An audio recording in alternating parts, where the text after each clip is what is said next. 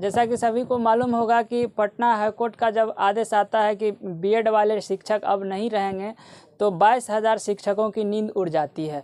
आखिर अब कौन इसमें रहेंगे कौन नहीं रहेंगे, इस मामला को क्लियर करने के लिए हम अभी पटना हाईकोर्ट के जाने माने अधिवक्ता शिवनंदन भारती जी के पास आए हुए हैं। सबसे पहले बहुत बहुत स्वागत है सर। जी बहुत बहुत शुक्रिया आपका भी। सर, जब लोगों की सरकारी नौकरी लग जाती है तो लोग निश्चिंत हो जाते हैं कि अब हमारी सरकारी नौकरी लग गई है, अब मेरा मतलब पूरा लाइफ सिक्योर हो गया है। इसी बीच में हाईकोर्ट का आदेश आ जाता है कि बीएड धारी जो टीचर्स हैं वो टीचर्स जो है अब इसको निकाल दिया जाएगा। तो बहुत सारे टीचर्स की जो है मतलब दिमाग में ये चल रहा है कि अब हम रहेंगे कि नहीं रहेंगे। सर, इसमें क्या कुछ क्लियर है मामला से वो जानने का? बहुत ही आपने अहम प्रश्न उठाया है, क्योंकि ये जब इतने व्यापक पैमाने पर जब किसी शिक्षक की नौकरी पर खतरा आ जाए, मंडरा जाए, तो स्वाभाविक है कि कोताहल का माहौल बनता है। अभी ये जो पूरी परिस्थिति को आप देखे हैं कि ये माननीय हाई कोर्ट पटना का एक निर्णय आया, जिसके बाद छठे चरण में जो 22,000 शिक्षक बीएड के थे और उनकी नियुक्ति प्राइमरी विद्यालय यानी कि पहली से लेकर 5वीं कक्षा तक के पढ़ाने के तौर पर जिन माने शिक्षक के तौर पर जिनकी नियुक्ति हुई थी, उन लोगों के लिए संकट उत्पन्न हो गया।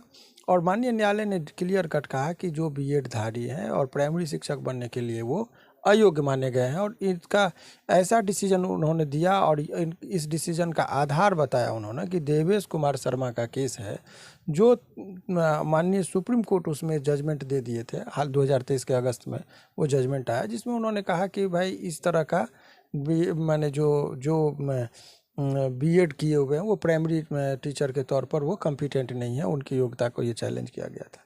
इसी दौरान जो है सो यहाँ पर हुआ हड़कंप मचा उसी जजमेंट के आलोक में। अब देखिए, अब दो बातें आपको समझने की ज़रूरत है। जो लोगों के नौकरी पर जो खतरा है उसके पीछे अब बचने के उपाय, अब ये तो सबको मालूम है कि खतरा आ गया ये है।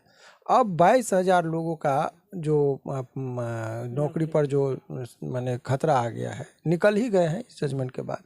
तो इसके प्रभाव के बारे में आप समझिए कि देखिए, कोई भी जजमेंट का प्रभाव दो तरीके का होता है। एक होता है प्रोस्पेक्टिव एस्पेक्ट से और दूसरा होता है रेट्रोस्पेक्टिव। ये दो टर्म हम लोग लीगल टर्म यूज़ करते हैं।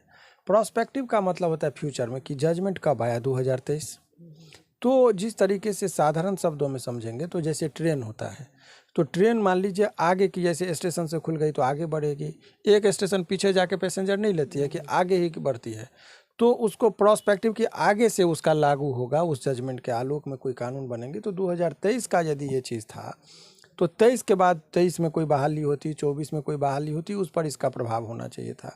लेकिन यहाँ क्या हुआ कि 2019 के जो बहाली हुई है छठे चरण की, या उसके आधार पर मैंने 18 के वैकेंसी पर भी इसको लागू कर गया और उनको निकाला गया।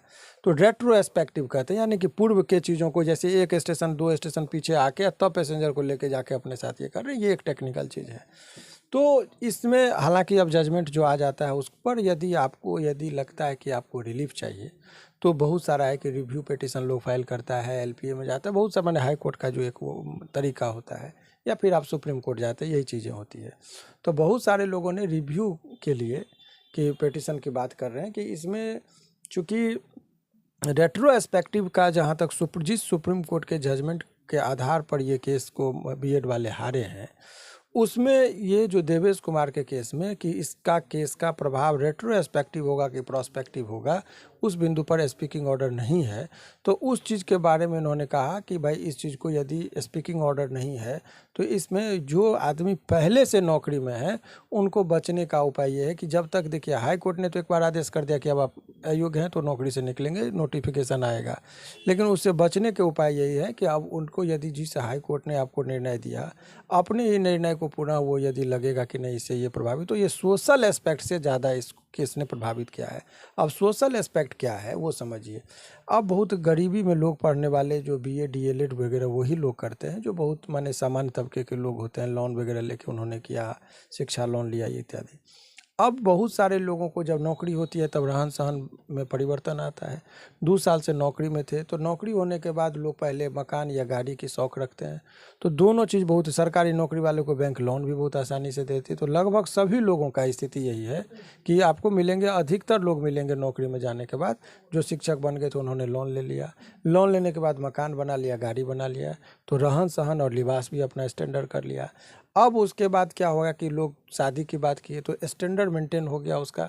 तो बिहार में जो साइकोलॉजी है कि नहीं, गवर्नमेंट नौकरी सर्विस वाले से अपनी बच्ची का रिश्ता लोग पसंद करवाते हैं, पसंद करते, पहली चॉइस ये होती है। तो बहुत लोगों ने क्या क्या दहेज देकर भी जिस तरीके से हो अपनी बच्ची का शादी टीचर समझ के कर दिया। तो जो आदमी दहेज 15 लाख 20 लाख देता है तो उसका रहन सहन उस परिवार का बच्चा का तो वो रहता है अच्छा लेवल का होता है, तो वहाँ पर वो गया। अब पता चला कि लड़का हो गया बेरोजगार, तो 2 साल तो शादी का हुआ ही है, क्योंकि 2 साल पहले की नौकरी है। तो अब वो बच्ची कहेगी कि हम इसके साथ रहेंगे नहीं, क्योंकि इनका तो रहन सहन, अब तो हमको ऑटो में लेके जाएंगे, अभी तो बाइक से या कार से घुमाते थे, अब तो भाई गरीबी आएगी तो भाई ऑटो रिक्शा से आपको जाना पड़ेगा। तो लड़की तो कहेगी कि हम इसके साथ रहेंगे नहीं। तो ये 22,000 लोगों के जीवन का जो वैवाहिक जीवन है वो प्रभावित होगा। तो एक तो ये लिटिगेशन का मामला बढ़ेगा। उसके अलावा आप यदि देखेंगे तो लोन जो बैंक से ले लिया तो वो किस्त कहाँ से पे करेगा, तो बैंक भी फिर जाके उसका घर को सीज करेगा, गाड़ी घोड़ा सब वापस लेगा। तो ऐसे परिस्थिति में बैंक का पैसा तो जाएगा। तो वो एक नहीं अनेकों ऐसी पहलू हैं जो व्यवहारिकता में बड़ा कठिनाई उत्पन्न कर दिया है। व्यवहारिकता के सैद्धांतिक तौर पर ठीक है कि वो कानून था, तो ये तमाम तरह से चीज़ों को जब कानून को की बातें के साथ साथ यदि ये भी एस्पेक्ट को माननीय न्यायालय में यदि रखा जाए तो रिव्यू का मतलब पुनः अपनी ही बातों को देखने का जो उनका है, यदि वो इस तरह का देखेंगे तो क्या पता कुछ राहत मिले। तो इसीलिए कुछ लोग फाइल कर रहे हैं जो संपर्क में आए हैं। तो यही सब चीज़ें हैं बचने के उपाय, और तो ज़्यादा इसमें कुछ इसको बचा नहीं है। तो लगता है कि जो जानकारी है सर के द्वारा आप लोग को समझ में आ गया होगा। आगे जो भी जानकारी आएगी हम सर से लेके आप तक पहुंचाने का प्रयास करेंगे। बाकी आपको क्या लगा कमेंट में जाके राय जरूर देंगे। धन्यवाद।